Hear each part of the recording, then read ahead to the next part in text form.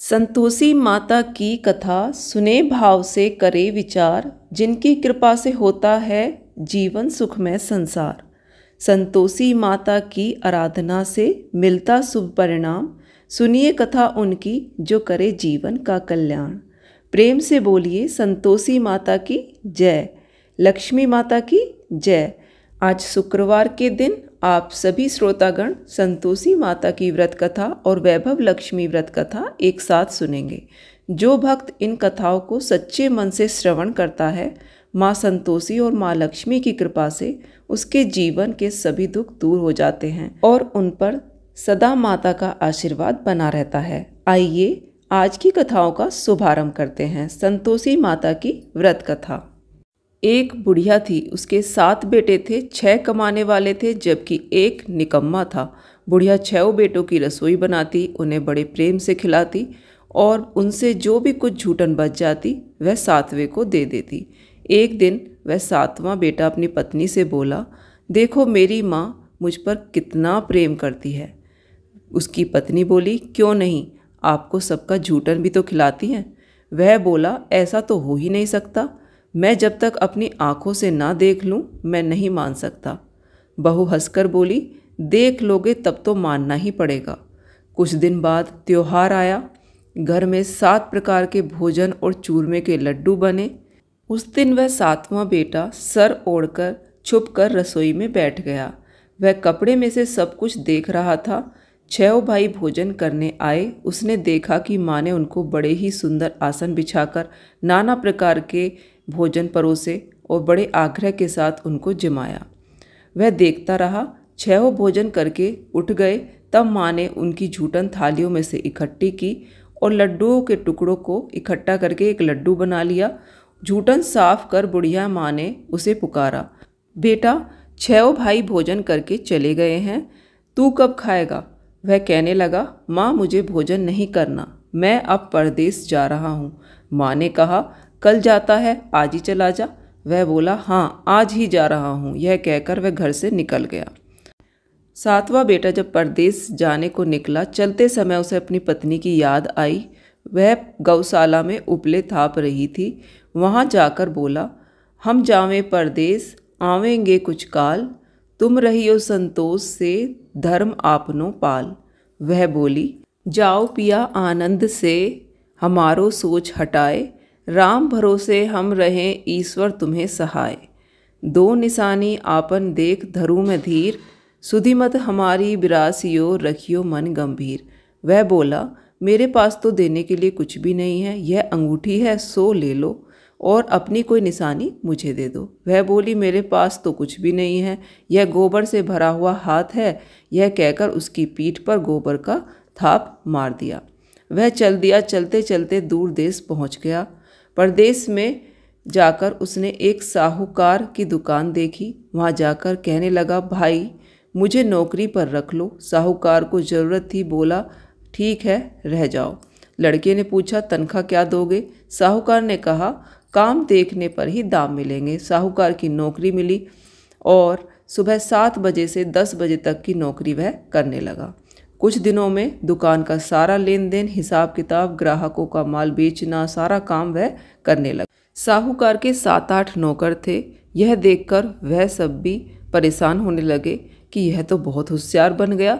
सेठ ने भी काम देखा और 3 महीने में ही उसे आधे मुनाफे का हिस्सेदार बना लिया। वह कुछ वर्ष में ही नामी सेठ बन गया और मालिक का सारा कारोबार उसने खुद संभाल लिया। इधर उसकी पत्नी को सास ससुर बहुत दुख देने लगे। सारी गृहस्थी का काम करा के उसे लकड़ी लेने जंगल भेजते। इसी बीच में घर के आटे से जो भूसी निकलती उसी की रोटी बनाकर रख दी जाती और फूटे नारियल की नारेली में पानी दे दिया जाता। एक दिन वह लकड़ी लेने जंगल जा रही थी। रास्ते में बहुत सी स्त्रियां संतोषी माता का व्रत करती दिखाई दी। वह वहाँ खड़ी हो गई और कथा सुनने लगी और पूछा, बहनों तुम किस देवता का व्रत करती हो और उसके करने से क्या फल मिलता है? यदि तुम इस व्रत का विधान मुझे समझाकर कहोगे तो मैं तुम्हारा बड़ा एहसान मानूंगी। तब उनमें से एक स्त्री बोली, सुनो, यह संतोषी माता का व्रत है। इसके करने से निर्धनता दरिद्रता का नाश होता है और जो कुछ मन में कामना हो सब संतोषी माता की कृपा से पूरी होती है। तब उसने उससे व्रत की विधि पूछी। वह भक्तिनी स्त्री बोली, 1.25 आने का गुड़ चना लेना, इच्छा हो तो 5.25 आने का लेना या 1.25 रुपये का भी ले सकती हो। बिना परेशानी और श्रद्धा व प्रेम से जितना भी बन पड़े सवाया लेना। प्रत्येक शुक्रवार को निराहार रहकर कथा सुनना। इसके बीच क्रम टूटे नहीं, लगातार नियम पालन करना। कथा सुनने वाला कोई ना मिले तो घी का दीपक जलाकर उसके आगे या जल के पात्र को सामने रखकर कथा कहना। जब तक कार्य सिद्ध ना हो नियम का पालन करना और कार्य सिद्ध हो जाने पर व्रत का उद्यापन करना। 3 मास में माता फल पूरा करती है। यदि किसी के ग्रह खोटे भी हों तो भी माता वर्ष भर में कार्य सिद्ध कर देती हैं। फल सिद्ध होने पर उद्यापन करना चाहिए, बीच में नहीं। उद्यापन में 2.5 सेर आटे का खाजा तथा इसी परिणाम से खीर या चने का साग करना चाहिए। 8 लड़कों को भोजन कराना। जहाँ तक मिले देवर जेठ भाई बंधु के हों, ना मिले तो रिश्तेदारों या आस पड़ोस के बुला सकते हैं। उन्हें भोजन कराकर यथाशक्ति दक्षिणा दे। माता का नियम पूरा करना। उस दिन घर में खटाई ना खाना। यह सुन बुढ़िया के लड़के की बहू चल दी। रास्ते में लकड़ी के बोझ को बेच दिया और उन पैसों से गुड़ चना ले माता के व्रत की तैयारी कर आगे चली और सामने मंदिर देखकर पूछने लगी, यह मंदिर किसका है? सब कहने लगे, संतोषी माता का मंदिर है। यह सुनकर माता के मंदिर में जाकर चरणों में लेट गई। दीन हो विनती करने लगी, माँ मैं निपट अज्ञानी हूँ, व्रत के कुछ नियम नहीं जानती, मैं दुखी हूँ। हे माता जगत जननी मेरा दुख दूर कर, मैं तेरी शरण में हूँ। माता को दया आई। एक शुक्रवार ही बीता था कि दूसरे को उसके पति का पत्र आया और तीसरे शुक्रवार को उसका भेजा हुआ पैसा आ पहुँचा। यह देख जेठ जेठानी मुंह सुकोड़ने लगे। लड़के ताने देने लगे, काकी के पास पत्र आने लगे हैं, रुपया आने लगा है, अब तो काकी की खातिर बढ़ेगी। बेचारी सरलता से कहने लगी, भैया कागज आवे रुपया आवे, हम सब के लिए अच्छा है। ऐसा कहकर आंखों में आंसू भरकर संतोषी माता के मंदिर में आ मातेश्वरी के चरणों में गिरकर रोने लगी। माँ मैंने तुमसे पैसा कम मांगा है, मुझे पैसे से क्या काम है? मुझे तो अपने सुहाग से काम है। मैं तो अपने स्वामी के दर्शन मांगती हूँ। तब माता ने प्रसन्न होकर कहा, जा बेटी तेरा स्वामी आएगा। यह सुनकर खुशी से बावली होकर घर में जाकर काम करने लगी। अब संतोषी माँ विचार करने लगी, इस भोली पुत्री को तो मैंने कह दिया कि तेरा पति आएगा, लेकिन कैसे? वह तो इसे स्वप्न में भी याद नहीं करता। उसे याद दिलाने के लिए मुझे ही कुछ करना पड़ेगा। इस तरह माता जी उस बुढ़िया के बेटे के पास जाकर स्वप्न में प्रकट होकर कहने लगी, साहूकार के बेटे सो रहा है या जागता है? वह कहने लगा, माता सोता भी नहीं जागता भी नहीं हूँ, कहो क्या आज्ञा है? माँ कहने लगी, तेरे घर बार कुछ है या नहीं? वह बोला, मेरे पास सब कुछ है, माँ बाप हैं, बहू है, क्या कमी है? माँ बोली, भोले पुत्र तेरी बहू घोर कष्ट उठा रही है, तेरे माँ बाप उसे परेशानी दे रहे हैं, वह तेरे लिए तरस रही है, तू उसकी सुध ले। वह बोला, हाँ माता जी यह तो मालूम है, परंतु जाऊं कैसे? परदेश की बात है, लेन देन का कोई हिसाब नहीं, कोई जाने का रास्ता नहीं आता, कैसे चला जाऊं? माँ कहने लगी, मेरी बात मान, सवेरे नहा धोकर संतोषी माता का नाम ले, घी का दीपक जला, दंडवत कर दुकान पर जाकर बैठ जाना। देखते ही देखते सारा लेन देन चुक जाएगा, जमा कमाल बिक जाएगा, सांझ होते होते धन का भारी ढेर लग जाएगा। अब माता की बात मानकर सुबह जल्दी उठकर नहा धोकर संतोषी माता का नाम लेकर घी का दीपक जलाया, दंडवत की और दुकान पर जा बैठा। थोड़ी देर में देने वाले रुपया देने आ गए, लेने वाले लेने लगे, हिसाब होने लगा। कोठे में भरे सामान के खरीदार नगद दाम में उसे ले जाने लगे। शाम तक धन का भारी ढेर लग गया। मन में माता का नाम ले चमत्कार देख प्रसन्न होकर घर जाने के लिए कपड़ा गहने खरीदने लगा। यहाँ काम से निपटकर तुरंत घर जाने को रवाना हुआ। उधर उसकी पत्नी जंगल में लकड़ी लेने जाती है। लौटते वक्त माता जी के मंदिर में विश्राम करती है और वहाँ पर प्रतिदिन रुकने का उसका स्थान था। धूल उड़ती देख माता से पूछती है, हे माता, यह धूल कैसे उड़ रही है? माता कहती है, हे पुत्री, तेरा पति आ रहा है। अब तू ऐसा कर, लकड़ियों के 3 बोझ बना ले। एक नदी के किनारे रख, दूसरा मेरे मंदिर पर और तीसरा अपने सिर पर रख। तेरे पति को लकड़ियों का गट्ठर देख मोह पैदा होगा। वह यहाँ रुक जाएगा, नाश्ता पानी खाकर माँ से मिलने जाएगा। तब तू लकड़ी का बोझ उठाकर जाना और चौक में गट्ठर डालकर जोर से आवाज़ लगाना, लो सासू जी, लकड़ियों का गट्ठर लो, भूसी की रोटी दो, नारियल के खेपड़े में पानी दो। आज मेहमान कौन आया है? माता से बहुत अच्छा कहकर वह प्रसन्न मन से लकड़ियों के 3 गट्ठर बनाने लगी। एक नदी के किनारे पर रख दिया और दूसरा माँ के मंदिर में रख दिया। इतने में मुसाफिर आ पहुँचा। सूखी लकड़ी का ढेर देखकर उसकी इच्छा उत्पन्न हुई कि हम यहीं पर विश्राम करें और भोजन बनाकर खा पीकर गांव जाएं। इसी तरह वह यहाँ पर रुककर भोजन आदि करके विश्राम करके गांव को गया। सबसे प्रेम से मिला। उसी समय पर सिर पर लकड़ी का गट्ठर लिए वह उतावली सी आती है। लकड़ियों का भारी बोझ आंगन में डालकर जोर से 3 आवाज़ देती है, लो सासू जी, लकड़ियों का गट्ठर लो, भूसी की रोटी दो, आज मेहमान कौन आया है? यह सुनकर उसकी सास बाहर आकर अपने दिए हुए कष्टों को भुलाने के हेतु कहती है, बहू ऐसा क्यों कह रही है? तेरा मालिक ही तो आया है। आ बैठ, मीठा भात खा, भोजन कर, कपड़े गहने पहन। उसकी आवाज़ सुन पति बाहर आता है। अंगूठी देख व्याकुल हो जाता है। माँ से पूछता है, माँ यह कौन है? माँ बोली, बेटा यह तेरी बहू है। जब से तू गया है तब से सारे गांव में भटकती फिरती है। घर का काम काज कुछ करती नहीं, 4 पहर आकर खा जाती है। वह बोला, हाँ माँ, सब ठीक है, मैं तुम्हें भी देख रहा हूँ और इसे भी देख रहा हूँ। अब दूसरे घर की ताली दे दो, उसमें मैं रहूँगा। माँ बोली, ठीक है, जैसी तेरी मर्जी। तब उसने दूसरे मकान की 3री मंजिल का कमरा खोल सारा सामान जमाया। एक दिन में राजा के महल जैसा ठाट बाट बन गया। अब क्या था, बहू सुख भोगने लगी। उसने अपने पति से कहा, मुझे संतोषी माता के व्रत का उद्यापन करना है। पति बोला, खुशी से कर लो। वह उद्यापन की तैयारी करने लगी। जेठानी के लड़कों को भोजन के लिए कहने गई।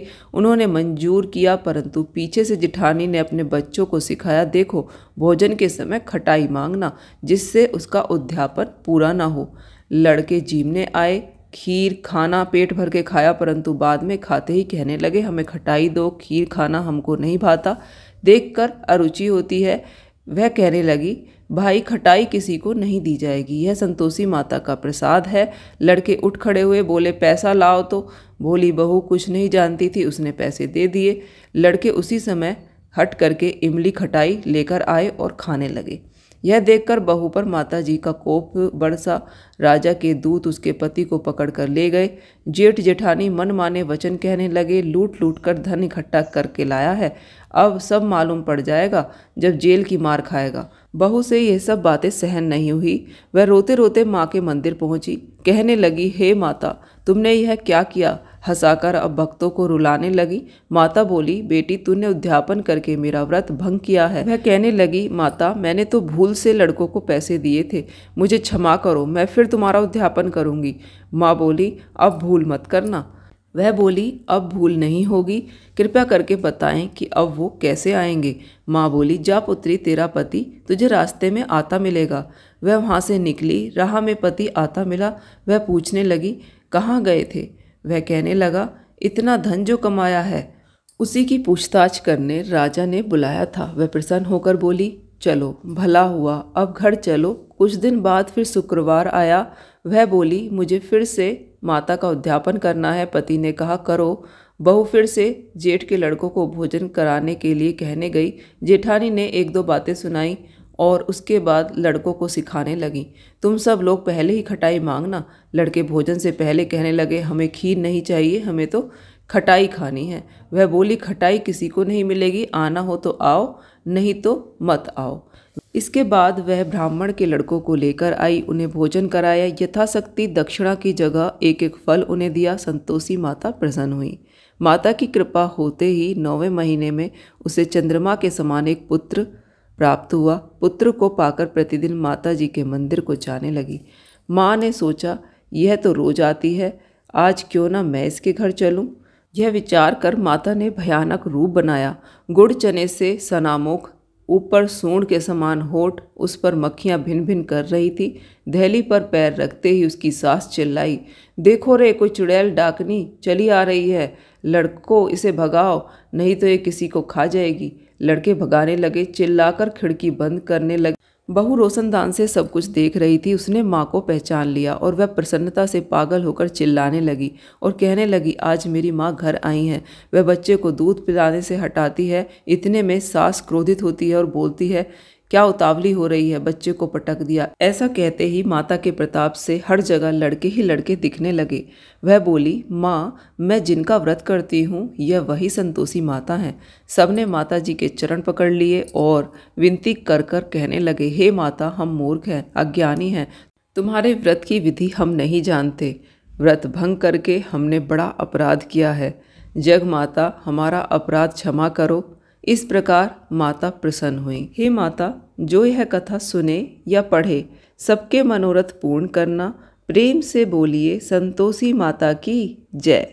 सुनिए कथा शुक्रवार की। व्रत है शुभ महान, धन वैभव और सौभाग्य का माँ लक्ष्मी दे वरदान। वैभव लक्ष्मी व्रत कथा। एक बड़ा शहर था जिसमें लाखों लोग रहते थे। सभी अपने अपने काम में लगे रहते थे, किसी को किसी की कोई परवाह नहीं थी। भजन कीर्तन, भक्ति भाव, दया भाव, परोपकार जैसे संस्कार कम हो गए थे। शहर में बुराइयां बढ़ गई थी। शराब, जुआ, व्यभिचार, चोरी, डकैती, बहुत सारे अपराध शहर में होते रहते थे। इसके बावजूद शहर में कुछ अच्छे लोग भी रहते थे। ऐसे ही लोगों में शीला और उसके पति की गृहस्थी मानी जाती थी। शीला धार्मिक प्रकृति की और संतोषी स्वभाव वाली थी। उसका पति भी विवेकी और सुशील था। शीला और उसका पति कभी भी किसी की बुराई नहीं करते थे और प्रभु भजन में अच्छी तरह समय व्यतीत करते थे। शहर के लोग उनकी गृहस्थी की सराहना करते थे। देखते ही देखते समय बदल गया। शीला का पति बुरे लोगों से दोस्ती कर बैठा। अब वह जल्द से जल्द करोड़पति बनने के ख्वाब देखने लगा, इसलिए वह गलत रास्ते पर चल पड़ा। फलस्वरूप वह करोड़पति की जगह रोडपति बन गया, यानी रास्ते पर भटकते भिखारी जैसी उसकी हालत हो गई थी। शराब, जुआ, ये सारी बुरी आदतें उसमें लग चुकी थी। शीला का पति इन सभी आदतों में फंस गया था। इस प्रकार उसने अपना सब कुछ जुए में गंवा दिया। शीला को पति के बर्ताव से बहुत दुख हुआ, किंतु वह भगवान पर भरोसा कर सब कुछ सहने लगी। वह अपना अधिकांश समय प्रभु भक्ति में बिताने लगी। अचानक एक दिन दोपहर को उसके द्वार पर किसी ने दस्तक दी।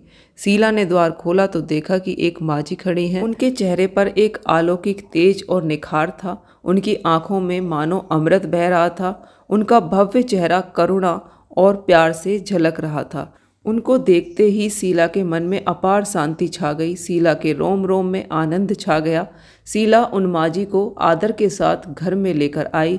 घर में बिठाने के लिए कुछ भी नहीं था, अतः सीता ने सकुचाकर एक फटी हुई चादर बिछा दी और उसी पर उनको बिठाया। माँझी बोली, क्यों शीला, मुझे पहचाना नहीं? हर शुक्रवार को लक्ष्मी जी के मंदिर में भजन कीर्तन के समय मैं वहाँ आती थी और तुम्हें देखती थी। इसके बावजूद शीला कुछ समझ नहीं पाई।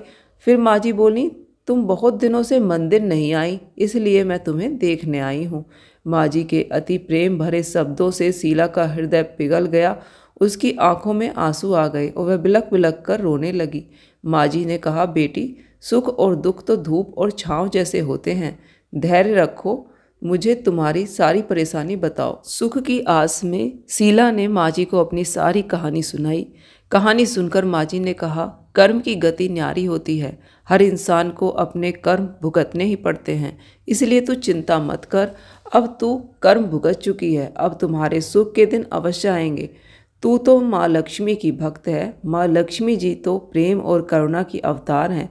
वे अपने भक्तों पर हमेशा ममता रखती हैं, इसलिए तू धैर्य रख और माँ लक्ष्मी के व्रत कर, इससे सब कुछ ठीक हो जाएगा। शीला के पूछने पर माँझी ने व्रत की सारी विधि बताई। माँझी ने कहा, बेटी, माँ लक्ष्मी जी के व्रत बहुत ही सरल हैं, उसे वैभव लक्ष्मी व्रत कहते हैं। यह व्रत करने वाले की सभी मनोकामना पूर्ण होती हैं। वह सुख, संपत्ति और यश प्राप्त करता है। शीला यह सुनकर आनंदित हो गई। शीला ने संकल्प करके आंखें खोली तो सामने कोई भी नहीं था। वह विस्मित सी हो गई और माँ जी कहाँ गई यह सोचने लगी। तत्काल वह समझ गई कि माँ जी और कोई नहीं, साक्षात लक्ष्मी माता ही थी। दूसरे दिन शुक्रवार था। सवेरे स्नान आदि करके स्वच्छ कपड़े पहनकर शीला ने माँ जी द्वारा बताई विधि से पूरे मन से व्रत किया। आखिर में प्रसाद वितरण किया और यह प्रसाद सबसे पहले पति को खिलाया। प्रसाद खाते ही पति के स्वभाव में फर्क पड़ा। उस दिन शीला के पति ने उसे मारा नहीं, सताया भी नहीं। शीला को बहुत ही आनंद हुआ। उसके मन में वैभव लक्ष्मी व्रत के प्रति श्रद्धा और भी ज़्यादा बढ़ गई। शीला ने पूर्ण श्रद्धा भक्ति से 21 शुक्रवार तक वैभव लक्ष्मी व्रत किया। 21वें शुक्रवार को माँ जी के कहे अनुसार उद्यापन विधि कर 7 स्त्रियों को वैभव लक्ष्मी व्रत की 7 पुस्तकें उपहार में दी।